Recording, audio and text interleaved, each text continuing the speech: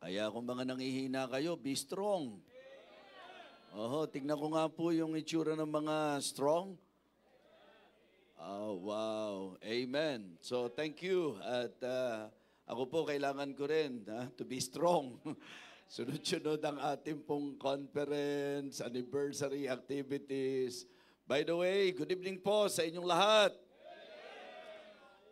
Sa mga taga-Victory, good evening sa inyo.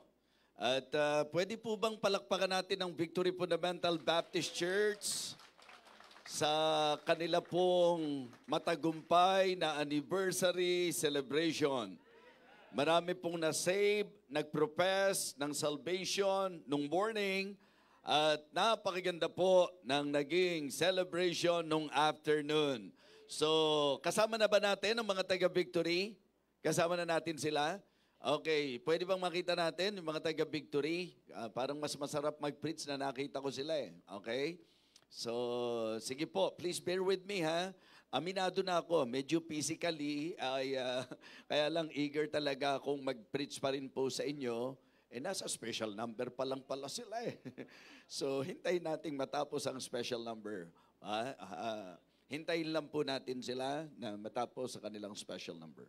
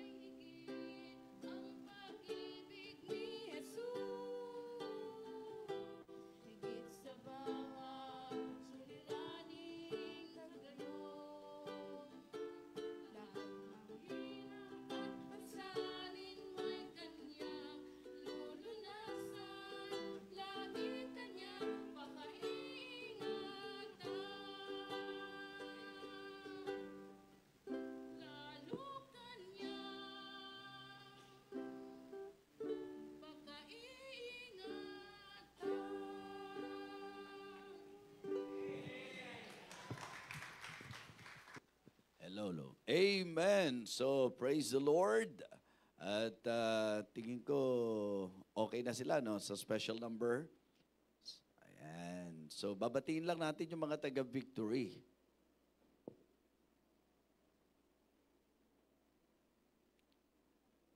Okay, may papasok ba sila, yung congregation?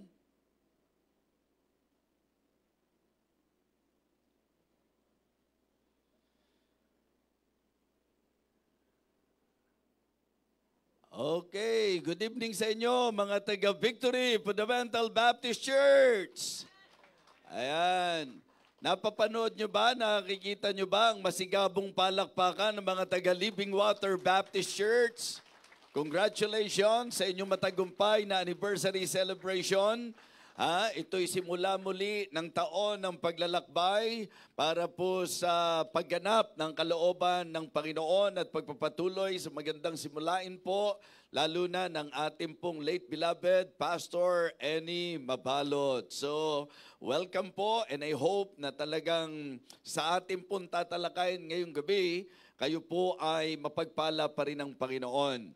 So, tapos, nais din nating ipaalam na kasama natin patuloy, di ba? Ang mga kapatiran natin, bagamat nanonood na lamang po sila online, ang mga taga Matsumoto, Nagano-ken, ang Living Water Baptist Mission. So sila po ay nakikisama pa rin po sa atin sa service natin. So thank you so much sa napakagandang special number. At salamat din sa Panginoon sa matagumpay na Ministerial Equipping and Enhancement Conference. Amen? Wow, what a conference, what a blessing. At kahapon po yon doon po sa Monterrey. At nagpapasalamat tayo sa effort ng mga kapatiran po natin sa panguna ni Pastor Ruel Lumangyaw. Talagang hindi po biro yung pong kanilang tinatrabaho. At yan po mga kapatid, habang ginagawa natin, lalo pong kitang-kita na buhay ang legacy ng ating mahal na Bishop Manuel Orara. Amen? So, yun po, kami po talaga ang mga masasabi po natin na nag-spearhead po ng conference at fellowship na kagaya po niyan. And I am very happy every time kasi nabubuhay lalo siya sa alaala ko po.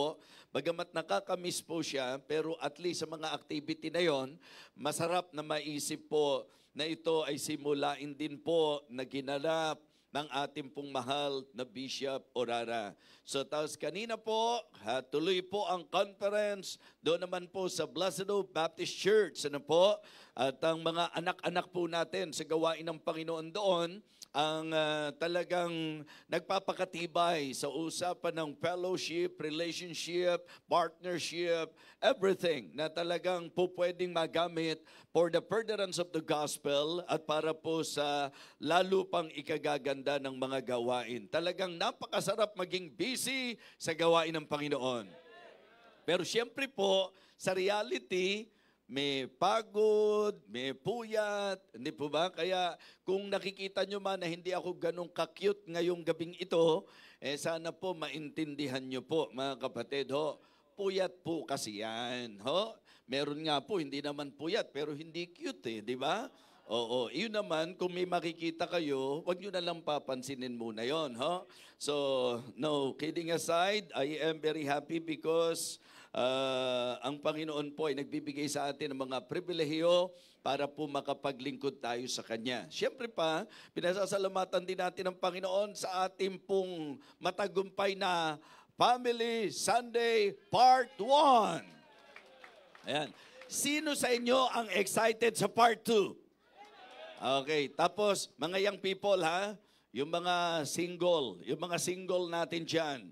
Okay, gusto ko malaman nyo na hindi na kayo maiinitan sa linggo. Bakit? Hindi na tayo maghiwa-hiwalay. Dito na lang po tayo mga kapatid. Gagawa na lang po natin ang program na yung magkakasama po tayo sa unang session, isa ang magtuturo doon sa magtatay, and then sa pangalawang session, yung isa naman ang magtuturo, and then sa preaching po, magsasalit po yung magtatay. Maganda po yung magiging setup natin. Promise, magiging maayos po ito. Merong usapin tungkol po sa mga mag-asawa, tungkol sa magulang, tungkol sa mga nanliligaw, tungkol sa mga nagpapaligaw, at tungkol sa mga naliligaw. Okay? Lahat ng yan, tatalakayin po natin. Pasensya na kayo, pagod ako, kaya medyo hindi ako ganun ka-alive ngayon. Ano ho? So, pero may pagod ba sa inyo? Ayan. Okay, so ready na ba kayo para sa message? Okay, bago ako mag-preach don't forget to pray. Sa Sunday na po ito At ang request ko lang po, total nung part 1, nag-alas 8 tayo, mag-alas 8 na rin po tayo sa Sunday.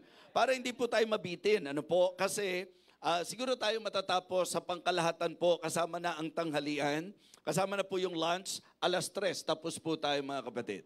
Ngayon, pag yan po ay hindi nangyari at sinasabi nyo, alas 3 na, hindi pa tapos, pwede na kayong mauna. Okay? Pwede. Sa pag-uwi lang hindi yung mauna doon, sa pag-uwi lang po, mga kapatid. Okay? So, alas 8 tayo muna sa Sunday, Alas 8 muna tayo. Kasi pag nakakasanayan nyo yan, lalo na po yung mga, kung mag-adjust at mapataan po isang oras, at least mahuhuli nyo ang alas 9, di ba? Okay, pero sa Sunday, totoong alas 8 tayo, kamukha nung ginawa po natin ng Sunday. Blessing po ba si Pastor Proby? Wow, blessing po. Nararamdaman ko po yung kanyang eagerness and effort na magamit ng Panginoon para ma-bless po tayo. At pagka naman hindi pa kayo na-bless sa napaka-masaganang mensahe na ibinigay po sa atin ni Pastor Proby, ayawan ko na lang po sa inyo. Sa Sunday po si Pastor Bong Bernales at ang kanyang anak si Preacher Jesse. And the good thing about sa mga speakers natin, kasama po nila ang kanilang pamilya. Kaya tinitiyak ko po, what a fellowship, what a joy divine. Amen? So ito po'y masayang fellowship this coming Sunday. So kung kayo po'y ready na, buksan na po natin ang ating mga Bible sa Proverbs chapter 10 at babasahin po natin ang talatang paborito ni Ate Lina. Ayan. Proverbs chapter 10 verse number 22.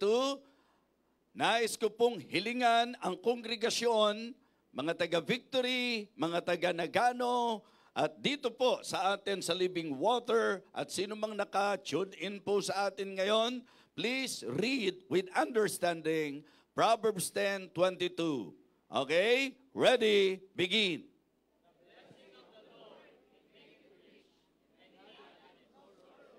The blessing of the Lord, it maketh rich, and He added no sorrow with it.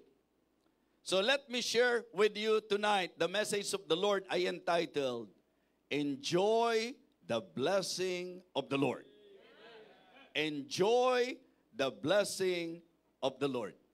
So, kanina iniisip ko, maganda yatang title nito, Enjoy the Enjoyable Blessing of the Lord. Amen? So, yun po kasi ang katangian ng blessing ng Panginoon, ma-enjoy mo talaga. So, kaya tayo po ay manalangin, nagamitin ng Diyos ang message na ito para pagpalain niya po ang bawat isa sa atin. Let us pray. Muli po, aming Ama, Diyos na makapangyarihan sa lahat, pinupuri ka namin, dinadakila, pinasasalamatan sa lahat ng mga pagpapala mo sa aming buhay. Nais din po naming pasalamatan ka, O Diyos, sa iyo pong lagit-laging pag-iingat po sa amin. Thank you, Heavenly Father, for always giving us strength at ganun din po ng pagkakataon to worship you, to serve you. At ngayong gabing ito, nandito po kami, nagtitipon sa iyong pangalan upang pakinggan po ang iyong banal na salita, upang kami dakilang Diyos ay muling mapagtibay, lumago sa amin pong Kristiyanong pamumuhay. Ingatan mo po ang mga kapatiran po namin na marahil nasa daan pa po patungo sa aming panambahan. Nawa dakilang Diyos, makaabot po sila sa pagpapalang mensaheng ito. Hinihiling ko rin po ang kapuspusan ng Banal na Espiritu na ipagkakaloob mo po sa akin. Isang magandang pagkakataon to prove na ang aking pong pangangaral is not in the power of the flesh, because kung ito po ay sa kapangyarihan ng laman at ng katawan, tinitiyak ko po na hindi na ako makagaganap. But I praise you, Heavenly Father, because I believe na ang enabling grace mo ang siyang tutulong pa rin upang ako po'y makapangaral at sa pamagitan ng mensahe, maabot mo po ang aming espiritual na pangangailangan. Muli po, dakilang Diyos, sa iyo po ang aming pagsamo. Ito po ang aming panalangin sa pangalan ng aming Panginoong Jesus. Amen. Amen. You may now be seated. Enjoy the enjoyable blessing of the Lord. Mga kapatid, pag tiningnan nyo po sa idea, ang sabi po ni Solomon, malinaw eh. The blessing of the Lord, it maketh rich, and He addeth no sorrow with it. So the blessing of the Lord is enriching. Ibig sabihin po, ito yung talagang nagpapayaman. Di ba? Ito ang nagpapayaman, yung pagpapala ng Panginoon. Sa mga magiging major points natin, maintindihan nyo po ang ibig kong sabihin. Just to establish at mag-lay po ng foundation sa atin po ngayong gabi, I want you to know that the blessing of the Lord is enriching. Ito ang tunay na nagpapayaman, yung pagpapala ng Panginoon. O wag naman kayong magkamali na parang prosperity gospel ang dating po natin dito. No, but we cannot deny the fact that the will of God for His children ay ang pagpalain po tayo. Amen? That is the will of God para sa bawat isa sa atin.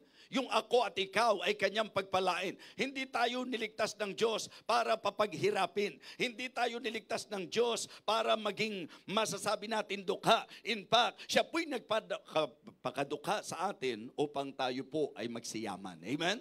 Kaya lang magandang maintindihan nyo yung yaman. Pag-uusapan natin mamaya yan. Kasi pagka ang typical na tao ang tinanong mo, pag sinabing yaman, dami ng pera kaagad ang naiisip eh. Hindi po ba? Yung limpak-limpak na salapi, yan ang naiisip po ng marami. Mga kapatid, the blessing of the Lord is enriching. Therefore, we can say, it is experiential. Diba?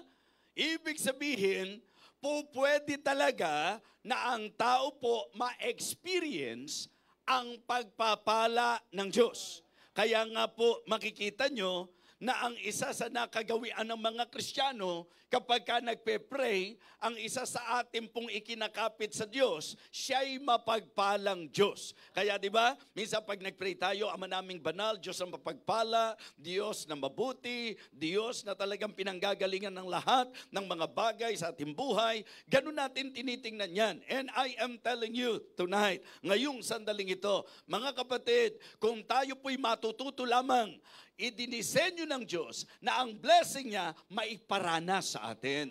Okay? So, gusto niyo bang maranasan ang blessing ng Panginoon? Okay, Pastor Proby style. Sabi mo sa katabi mo, gusto mo bang maranasan ang pagpapala ng Panginoon? Diba? Yan po yung natutunan ko kay Pastor Proby, di ba? Sa kanyang pangangaral. Di ba?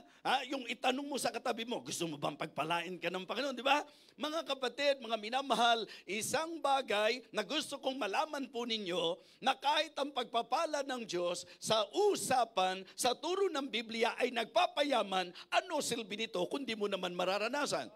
So the good thing about God's blessing, the blessing of God is experiential. Ibig sabihin, you can really experience the blessing of God in your life. At ang susi nito, makinig kayo sa mensahe ngayong gabi. So, enriching, experiential, and enjoyable. Kaya nga ang itinitle natin, enjoy the blessing of the Lord. Why? Because the blessing of God is really enjoyable. Amen? Kaya po, ngayon po, hindi mahaba yung mensahe natin. Okay?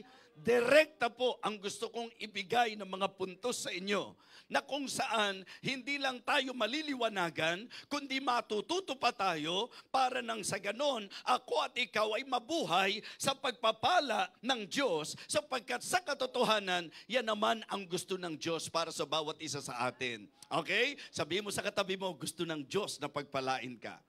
O, kita nyo? Ganda pala ng ganun, ano? Nagpapaalalahanan tayo. Amen? Pastor Proby, salamat Yun ang gusto ng Diyos, pagpalain tayo. Okay, tingnan nyo po ang katibayan. John 10 and verse number 10. John 10 and verse number 10. At sa pagkakataong ito, I want all of you to read John 10:10. Ready? Begin.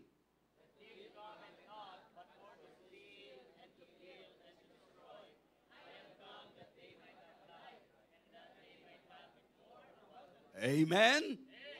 The thief cometh not but for to steal and to kill and to destroy.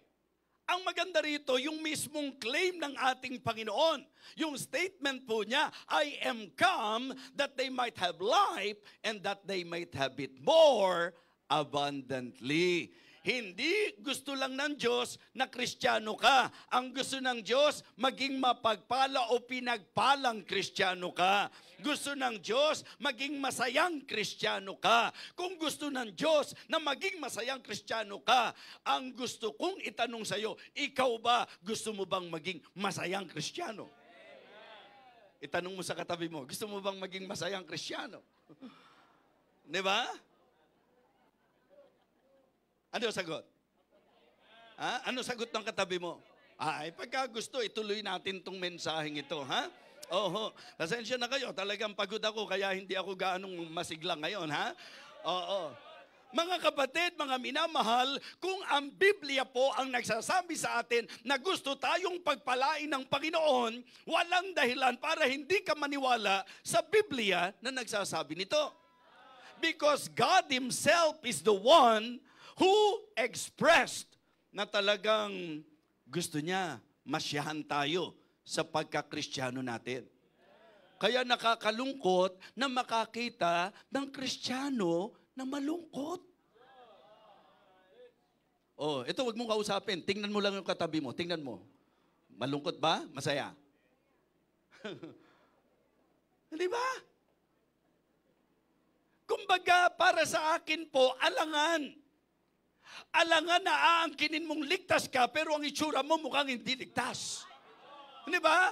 Parang napaka-alangan na sinasabi mo, anak ka ng Diyos, pero hindi ka masaya. Ha? Ang hirap po nun na nagkiklaim ka na Kristiyano ka, sa langit ka pupunta, pero malungkot ang buhay mo. Ang bagay, dahil anak ka ng Diyos, dapat masaya ka. Dahil Kristiyano ka, dapat masaya ka. Dahil ang Diyos mo ay Diyos na mapagpala, dapat pinagpapala ka.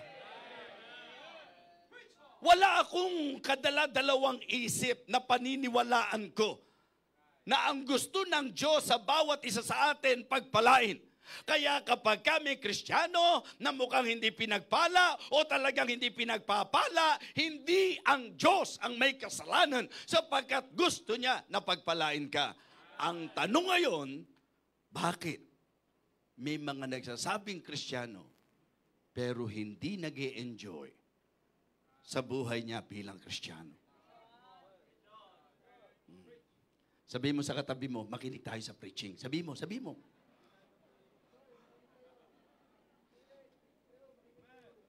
Mukhang nalagpasan ko pa si Pastor Proby, ano? Mukhang mas marami na yung sinasabi ko po sa inyo. Hindi natutuwa po ako. You know why? Kasi may sense eh. May sense na tayo nagpapaalalahanan. Kasi sabi ng Bible, exhorting one another eh. Kaya napakaganda, mga kapatid, na talagang ang mahirap lang dito pagka natutulog yung ano eh, di ba? Ha? Kasi kawawa yung katabi dahil hindi siya makakaganap eh. Di ba? Halimbawa, sabi mo sa katabi mo, pagpapalain tayo, tulog yung isa. Di walang magsasabi sa kanya, hindi niya malalaman yun, mga kapatid. Ha? Kaya gusto ko pong ang bawat isa sa atin, i-enjoy po ang message natin ngayon. Amen? Okay, number 1, okay, I want you to know the proper understanding of God's blessing. Yung tamang pag-unawa, yung tamang kaunawaan sa pagpapala. Pakinggan yung mabuti ito. Mga kapatid, pagka po unbeliever, pwedeng nakakaranas ng magagandang bagay, ng mabubuting bagay. Pero ang salitang blessing, ito po ay divine term, ito po ay sa usapang Diyos ang talagang nagdisenyo para sa mga anak niya. Amen? Halimbawa lang po, yung panalangin. Kahit naman po unbeliever, nagpe-pray. Diba? In fact, medyo nakakalungkot sabihin to, may mga unbeliever o kaya mga nasa relihiyon, mas prayerful pa kaysa doon sa mga nagsasabing Kristiyano. Diba? Natatandaan ko po noon, tumatapos kami ng napakahabang litanya doon po sa, ang tawag namin doon, taluki, mga minamahal. Diba? Yung nagro-rosaryo, imagine nyo, pag tinapos yun, kung gaano kahaba po yun. Tapos ikaw Kristiyano ka, ha? Para bang ang 2 minuto'y napakahabang oras para sa'yo. Nakakahiya naman yun. Nakakahiya naman yun na yung mga propeta ni Baal, habang nagdarasal sa kanya, nagpupuyat, mga kapatid, at sinusugatan pa ang katawan dahil sa matinding paniniwala sa Baal na kanilang tinatawagan. Tapos ikaw, sa Diyos na buhay ka tumatawag, pero parang hindi ka naniniwala. Mga kapatid, mga minamahal, ang salitang blessing ay sa usapang Kristiyano. Kasi kahit ang yaman-yaman, pag hindi Kristiyano, hindi pinagpala yun. Kasi ang hindi ligtas sa impyerno pupunta eh. Ang ganda-ganda ng bahay mo. Paano mo sasabihin pinagpala ang magandang bahay? Nasa impyerno naman pupunta. Paano mo sasabihin pinagpala yung maraming pera pero sa impyerno pupunta? Mga kapatid, para maging pagpapala ang lahat ng meron po tayo, ang unang dapat secure ay ang kaligtasan natin at ang tamang understanding. Pag pinag-usapan nating blessing, sa Diyos talaga nang galing ito. Kasi yun nga yung specific na tinatalakay natin eh. The blessing of the Lord. Amen? Ha? The blessing of the Lord. So ang proper understanding, ang blessing galing sa Panginoon. So hindi niya ngayon idadaan sa loto ang blessing mo. Hindi niya idadaan sa sugal ang blessing mo. Hindi niya idadaan sa masamang paraan ang blessing mo. Ang blessing, dahil blessing at dahil sa Diyos nang gagaling, sa malinis na paraan, mapapasayo yan. Kaya ang proper understanding, pag sa masama galing, hindi blessing. Pag sa lihi, sa prinsipyo ng salita ng Diyos, hindi blessing yan. Ay, grabe, nanalo ko sa sugal. What a blessing! Hindi mo kakampi ang Diyos sa pagsusugal. Di ba? Ba't nanalo po ako? Baka yung isa na nagsabing, sambahin mo lang ako. Lahat ng gusto mo, lahat ng natatanaw mo, mapapasayo. Magpatira pa ka lang, sambahin mo ako. Paalala, meron din pong Satanas na willing magpadama, na willing pong magbigay ng kagustuhan ng sino mang tao, pero never na magiging blessing pagka sa masama nang galing. So ang proper understanding, if it is really blessing, mga kapatid, if it is really a blessing, ito ay sa Diyos nang gagaling. At kung ito ay sa Diyos nang galing, naranasan mo ito, mararanasan mo ito sa paraang ayon sa Diyos. Diba? So kaya tapos na tayo. Hindi ho masyadong malalim na theology ang paliwanag po natin. Ang proper understanding sa usapan ng blessing, una, sa Diyos nang gagaling, at dahil sa Diyos nang gagaling, mapapasayo yan, hindi po sa masamang paraan. Hindi po sa paraang lihi sa kagustuhan ng Panginoon. Malinaw na po ba sa atin? Okay. Ngayon po, ang magandang talakayin natin, kung ang blessing sa Diyos nang gagaling, ang maganda ngayong pag-usapan natin is the proper unlocking of God's blessing. Amen? Ano bang idea po? Yung kung paano mo mabubuksan. Paano mo maa-unlock kung yan po ay galing sa Diyos? Paano mabubuksan ang mga duruangawan sa langit, mga kapatid? Paano mapapasa atin sa anong kaparaanan o anong sistema ng Diyos o disenyo ng Diyos para ako ay mag-enjoy sa kanyang pagpapala, mga kapatid? Kasi kahit gaano kayaman ng Diyos, kung hindi napapasayo, hindi mo rin ganong ma-enjoy. Ang masarap, kaya ka nag-e-enjoy dahil ang mapagpalang Diyos, pinagpala ka niya. So the unlocking, the proper unlocking. Siguro ang unang magandang ano po dito is for us to prioritize the Lord. If you really want to unlock the blessing of God, then learn to prioritize God in your life. Di ba? Yung makita natin na talagang sa buhay natin, ang susi talaga para tugunan ng Diyos ang pangangailangan natin. Huwag tayong magpakalalim sa theology, mga kapatid, sa napaka-clear presentation ng Word of God for me to enjoy God's blessing, for you to enjoy the blessing of God in your life. Prioritize Him in everything. Amen? Matthew 6:33. Ang sabi po ng Matthew chapter 6 verse number 33, but seek ye first. So yun pa lang po, malinaw na eh. Meron kang dapat inuuna. Amen? Gusto mong pagpalain ka ng Diyos, laging huli siya sa buhay mo. Hindi po pwedeng ganon. Diba? Sige po, attend ako pag may time. Magse-serve ako pagka po may mga spare time ako. Mga kapatid, kailanman yung Diyos ng pinanggagalingan ng lahat ng meron sa buhay po natin ay Diyos na hindi dapat inilalagay mo sa hulihan ng buhay natin.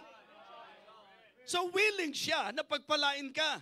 Pero may paraan para mabuksan mo yan upang ang pagpapalam niya ay ma-enjoy mo. At ang unang-una, but seek ye first the kingdom of God and His righteousness, and all these things shall be added unto you. Siguro po, magandang tinitingnan natin na pagka kayo may kinakain, blessing po yun. Mga anak, yung nakapag-aaral kayo, blessing po yan.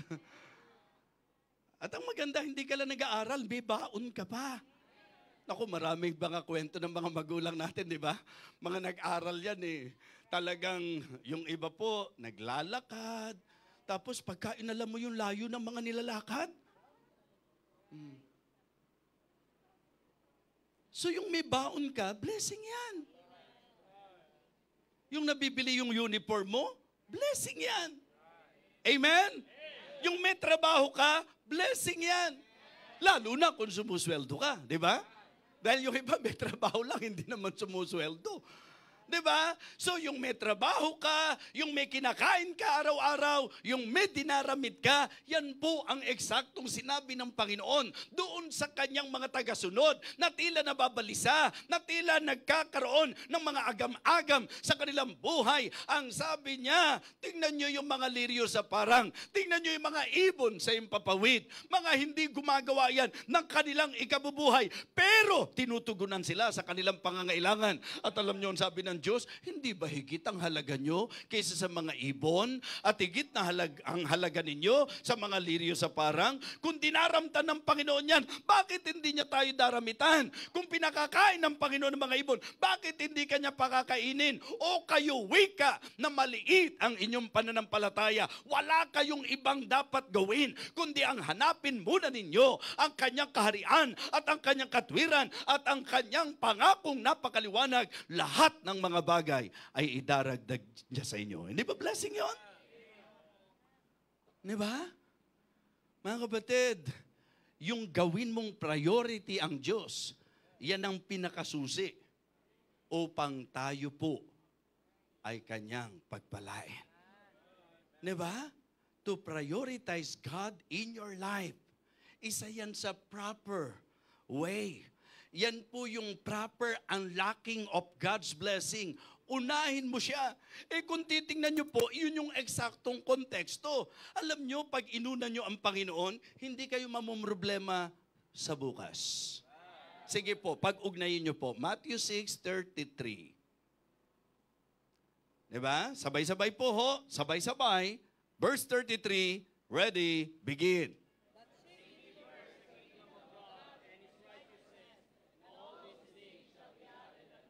So, kung titignan po natin, lumalabas ang talagang mag-a-unlock ng blessing. Diba? Kasi dinidiin ko sa inyo, unahin ng Panginoon. Pero alam nyo po bang napakahirap unahin ng Diyos kung wala kang tiwala sa Kanya? Meaning to say, faith is the key. If you really want to enjoy the blessing of God in your life, hey, ang pananampalataya ang susi. Because for sure, hindi mo siya uunahin kung hindi ka nananampalataya sa Kanya.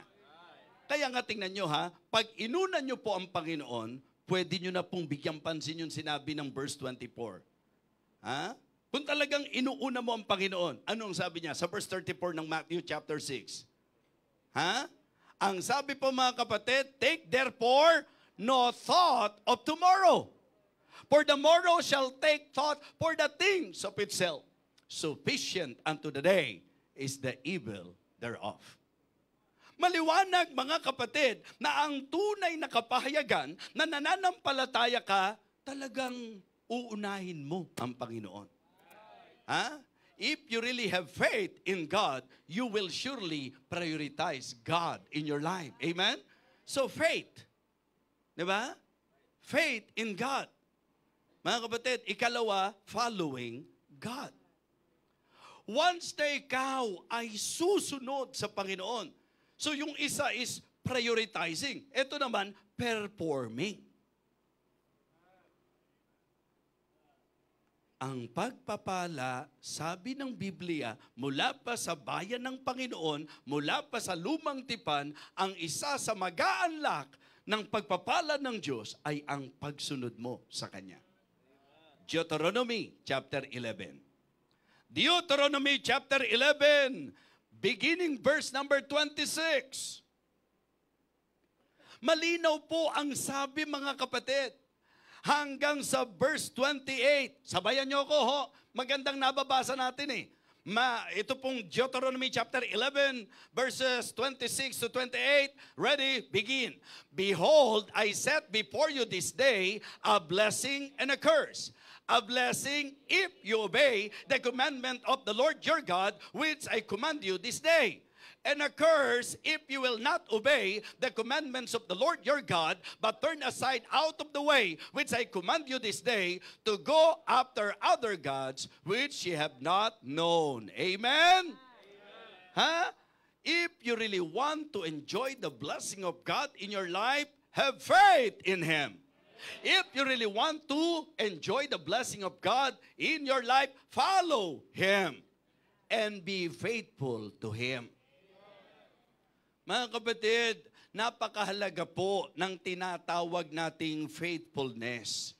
Dahil ang Biblia po nagsabi, a faithful man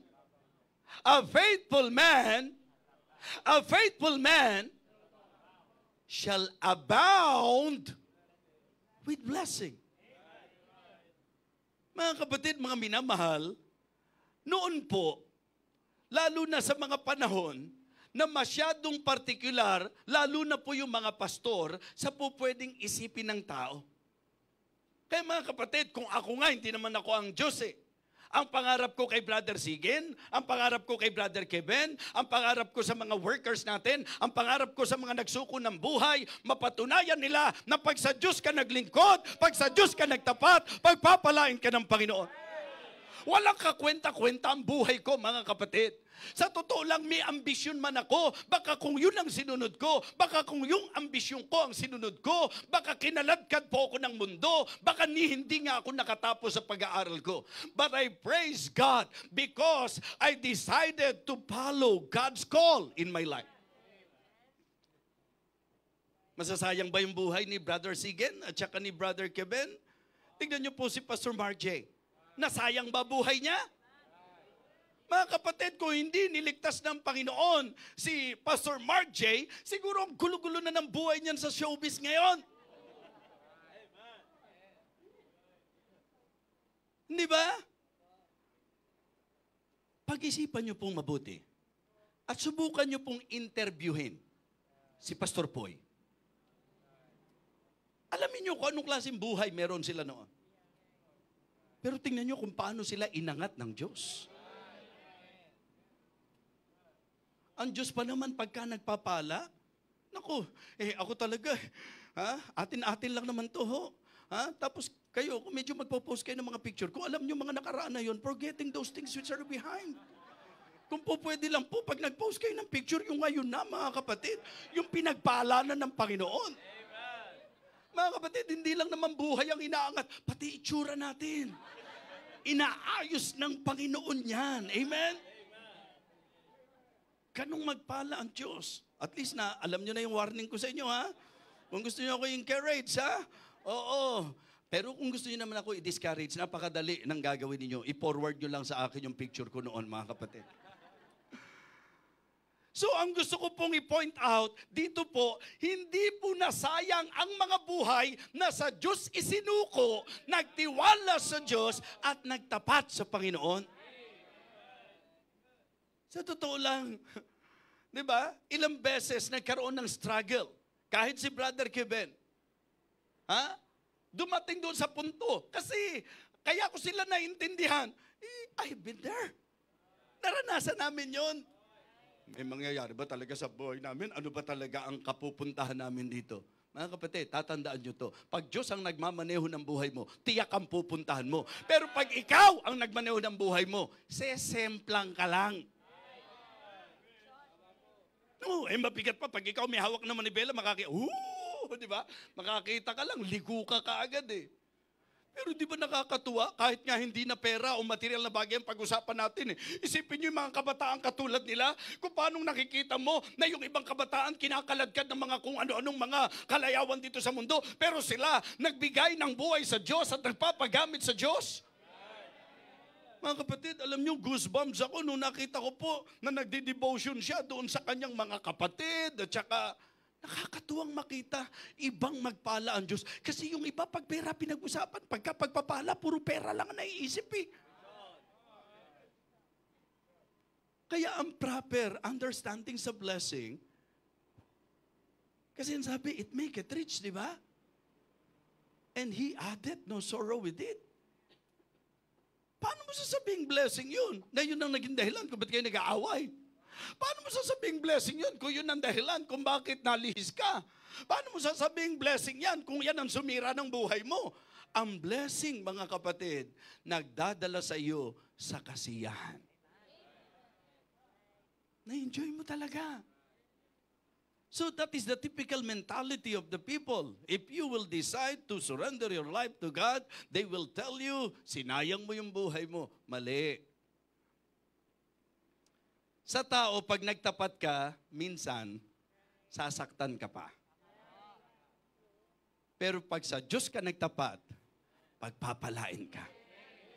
Ay naku, dati pag kami magandang bagay ako, halimbawa sapatos maganda, hanggat maaari ayoko makita eh. Kasi pakakala na may mera ka lang eh, di po ba? Pero naisip-isip ko, ang Diyos na pinaglilingkuran ko, Diyos na mabuti, Diyos na napakamapagpala, bakit ako mag-aalangan na ipakita kung paano nagpapala talaga ang Diyos sa buhay ko? Di ba? Ngayon, ang tanong, yung pastor nyo po ba, ay naglilingkod po ba sa Diyos? Ha? Medyo masipag din po ba siya kahit papano? Nagtatapat po ba siya, mga kapatid? Dedicated ba? Surrender ba sa Panginoon? O ang tanong ko ngayon, magtataka ba kayong pagpalain ng Diyos yung mga nagtatapat sa Kanya?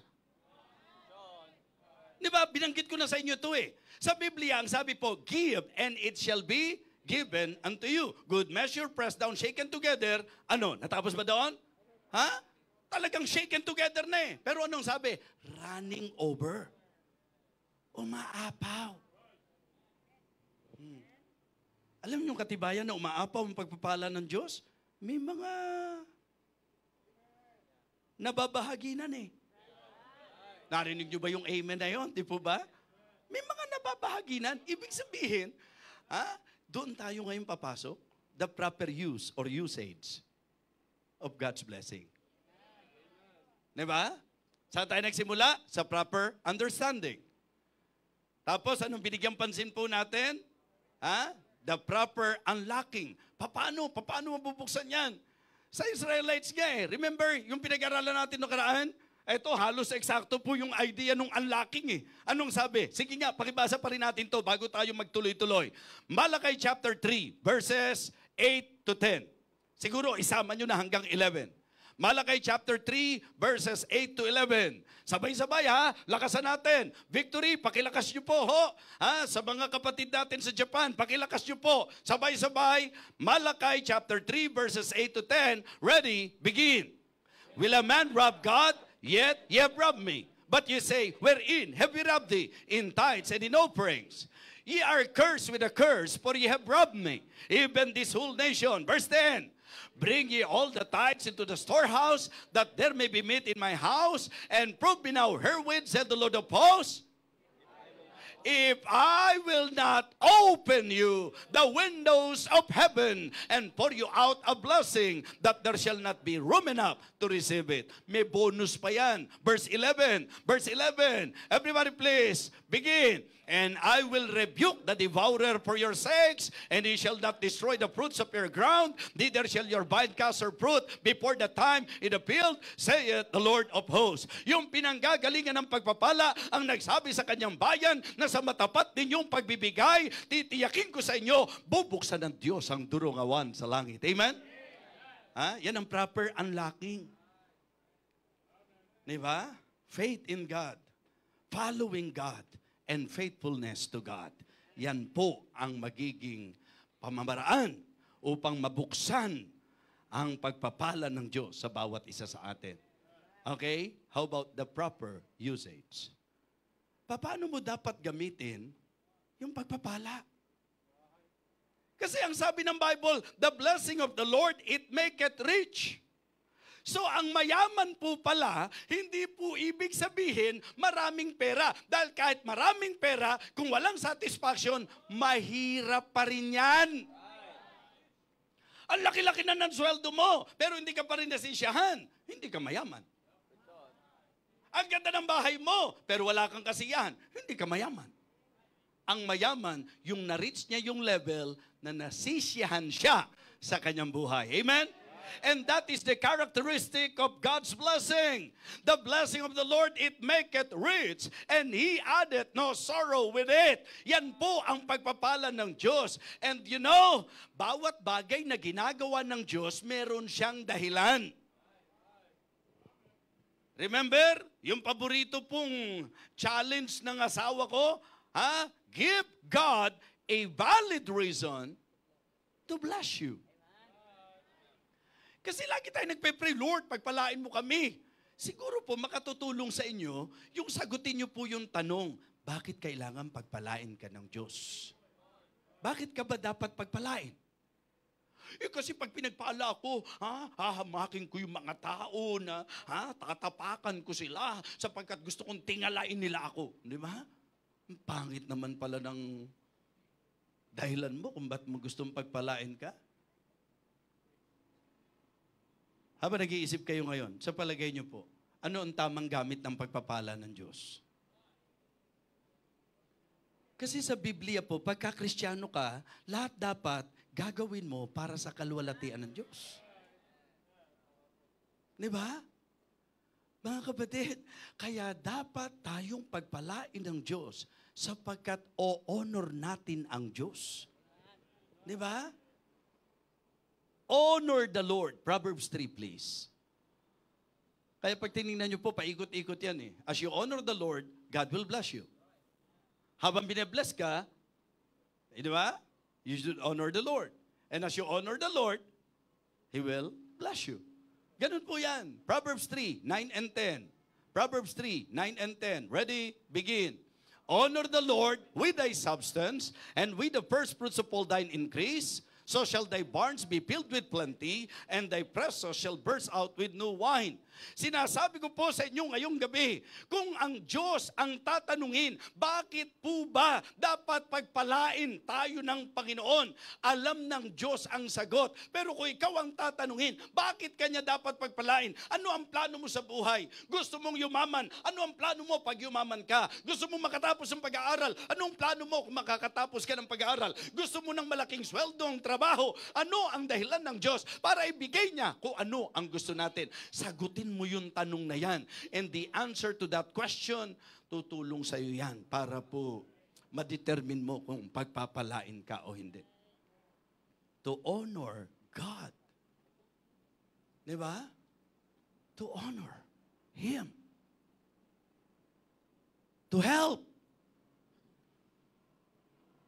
Di ba? Ang tamang gamit ng iyong pagpapala ay ang parangalan mo ang Diyos at tumulong ka, mga kapatid. Ano sabi natin? Share your blessing. Sabihin mo sa katabi mo, share your blessing. Di ba? Mga kapatid, ang kalooban ng Diyos, magmahalan tayo. Kaya kapag kami pagpapala, dapat alam mo na ang gamit ng pagpapalang yan, pararangalan mo ang Diyos. Hindi yung kung kailan ka pinagpala, nilayuan mo ang Diyos. Iniwanan mo ang Diyos. Dating kitapat-tapat mo sa Kanya, ngayon, kung kailan ka pa pinagpala, at ang nakakalungkot doon, paano mo ba sasabihin pagpapala yun? Kung yun pa ang naging dahilan, kung ba't nawala ka doon sa direksyon ng Diyos sa buhay mo? Ang pagpapala ng Diyos hindi nagpapalayo. Ang pagpapala ng Diyos hindi naglilihis. Ang pagpapala ng Diyos hindi sumisira. Ang pagpapala ng Diyos nagpapayaman. Amen? At least tayo nagkakaintindihan pagka sinabi natin yung salitang yaman. Hindi ho dami ng pera, kundi buhay na may kasiyahan. Mga kapatid, nawa ang prayer natin, Lord, pagpalain mo ako para naman parangalan ko ang pangalan mo. Yung bang mapatotohanan ko sa tao kung sino ka talaga, kung gaano ka kadakila. Kasi mga kapatid, kaya gugustuhin ng Diyos na pagpalain ka, simpleng illustration. Kapag ka nakakita kayo ng mga bata na kung tutuusin, yung itsura po nila, di ba? Pinabayaan, di ba? Yung sugat-sugat ang katawan, walang maisuot na maayos, di ba? Anong naiisip niyo? Grabe naman ang magulang nito. Di ba? Anong klaseng magulang ba yan na pinabayaan niya yung anak niya? Bakit niya? Kristiyano, naniniwala ba kayong anak tayo ng Diyos? Aba, kung tayo po'y pababayaan ng Diyos at hindi pagpapalain ng Diyos, hindi ba malalagay sa kahiyan yung pangalan niya? Ano ba namang Kristiyano daw to? Anak daw to ng Diyos? Ba't ganun? Tuwing makakausap ko, puro daing. Tuwing makakausap ko, puro himutok. Tuwing makakausap ko, puro, bakit napaka-bitter sa buhay? Mga kapatid, Dapat to pag nakikipag-usap tayo, ang lumalabas sa bibig natin ay ang kabutihan ng Diyos.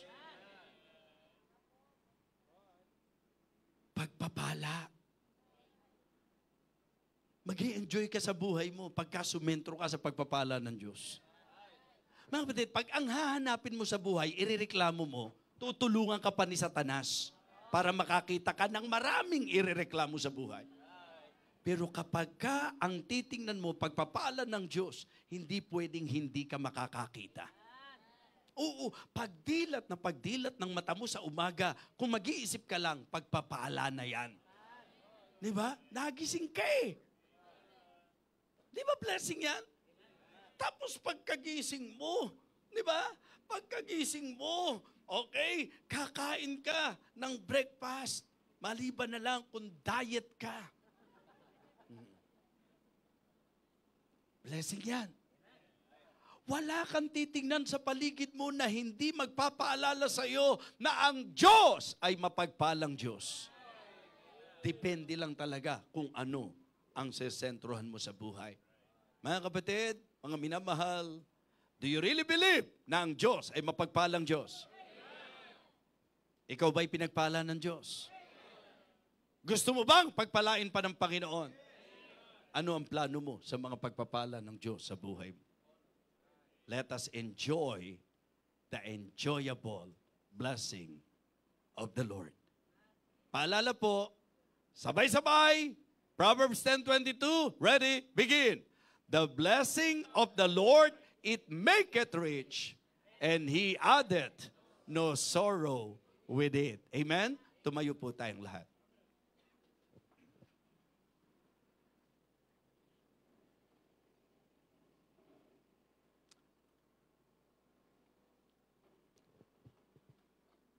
Matapos po tayong makinig ng mensahe, mahalaga po na tayo'y magkaroon ng meditation.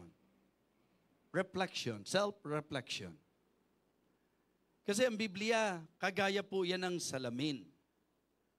Na habang nasa harapan natin, nakikita natin kung ano ang ating katayuan sa harapan ng Diyos. Mga Kristiyano, ang mensahe natin ay maliwanag na paalala na ang Diyos natin ay mapagpalang Diyos at ang nais niya sa kanyang mga anak, ang nais niya sa mga Kristiyano ay ang pagpalain at ang ma-enjoy ang kanyang pagpapala. Ngayong gabing ito, nagkaroon po tayo ng proper understanding patungkol sa pagpapala ng Diyos. At itinuro din po sa atin kung paano natin ia-unlock ang pagpapala ng Panginoon. Binigyan ng diin ngayong gabing ito, maging ang tamang paggamit ng pagpapala ng Panginoon. Marahil meron kang mga bagay na hinihingi sa Diyos. At natutunan natin ngayong gabi na ang pinakamabisang paraan upang maibigay ng Diyos ang kanyang sagot, upang mabuksan ang duruan sa langit, upang mabuksan ang pagpapala at maibigay sa atin. Mahalaga ang pananampalataya natin sa Kanya. Mahalaga ang pagsunod natin sa Kanya. Mahalaga ang pagtatapat natin sa Kanya. Kayo ng Diyos ang nagkakaunawaan, kapatid. Matapos mo marinig ang kanyang salita, alam kong marapat lang na ikaw ay maging totoo at tumugon sa kanya. Kung samantalang nakikinig ka, ang banal na Espiritu bagabag ka sa mga nakita mong pagkukulang mo sa kanya, napakaganda na magpakababa tayo at humingi tayo ng tawad sa Diyos. Kung ngayong gabi sa pakikinig mo, malinaw na natuto ka at nasagot ang tanong sa isip mo, magandang puntahan mo ang Diyos at ipahayag mo ang tugon ng puso mo.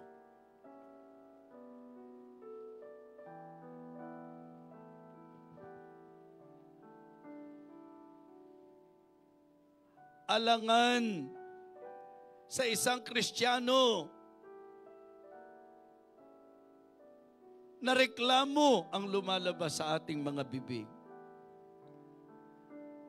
Alangan sa Kristiyano, nang ipinararamdam natin parang napakabigat ng buhay. Malinaw po sa mensahe natin. Ang Diyos natin mapagbiyaya, ang Diyos natin mabuti, ang Diyos natin matapat, ang Diyos natin mapagpala. God is more than willing to bless your life, your family, and even the ministry. Kailangan matutunan natin kung paano i-unlock ang blessing na yan. Nakatalaga yan para sa atin. Disenyo ng Diyos yan para sa atin. Mahalaga lang na ngayong gabi na intindihan po natin. Mahalaga na ngayong gabi nakita natin at natutunan natin yung magiging kaparaanan for us to unlock the blessing of God, mga kapatid. And it is good to somehow express to God tonight, Lord, the message is very clear to me and I realize na ako po'y pinagpala at natutunan ko po ang tamang gamit ng pagpapala upang ikaw ay aking parangalan at upang ako po ay maging daluyan ng iyong pagpapala. To help others, to be a channel of your blessing sa mga kinauukulan. Sige po. Huwag niyo pong sayangin yung lapit natin sa harap. Kung meron ka talagang mga bagay na talagang hinihingi sa Diyos, marahil ito po'y may kinalaman sa pag-aaral mo, na gusto mo talagang pagpalain ka ng Diyos, at merong mga tumatakbo sa isip mo na alam mo na karangal-rangal sa Diyos, na pinakamotibo ng iyong puso kung bakit gusto mong ikaw ay makatapos, kung bakit gusto mong ikaw ay makapagtrabaho, kung bakit gusto mo na mag-prosper ang business mo. Convince God. Alam niya ang puso natin, mga kapatid. Sige po, sa mga taga-Victory, sa mga kapatid natin sa Japan, kung ano man ang nasa puso natin ngayong gabi, buksan natin yan sa Diyos. Ipahayag natin sa Panginoon, Lord, please bless me. Bless me, Lord. Katulad po ng panalangin ni Jabez, mga kapatid. Diba? Ang Diyos ang siyang magpapala sa bawat isa sa atin. Kailangan lang nating manampalataya, kailangan lang nating magsisunod, at kailangan lang nating magtapat. We need to prioritize God and perform the will of God in our lives, mga kapatid. Sige po.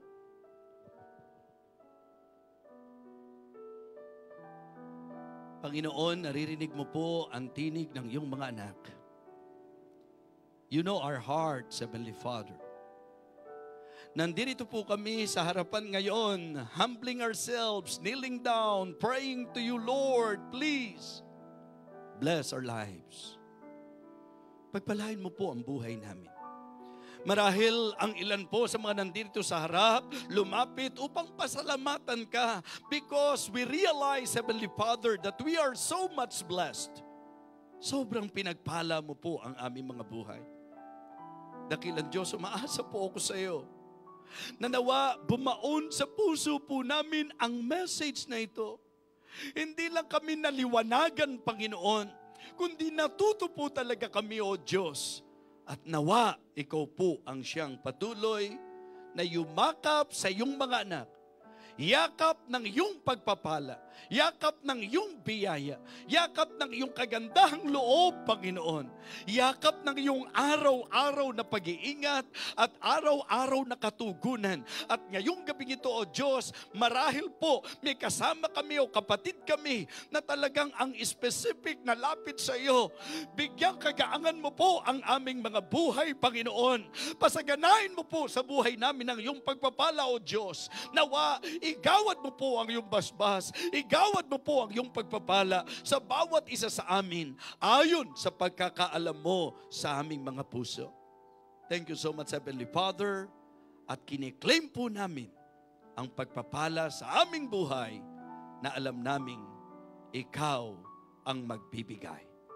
Ito po, O Diyos, ang aming panalangin sa pangalan po ng aming Panginoong Jesus.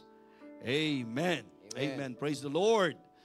Alright, balik po tayo sa ating upuan. At kung kayo po ay na-bless ngayong gabi, let me know by saying amen. Amen. Okay, go back to your seat please.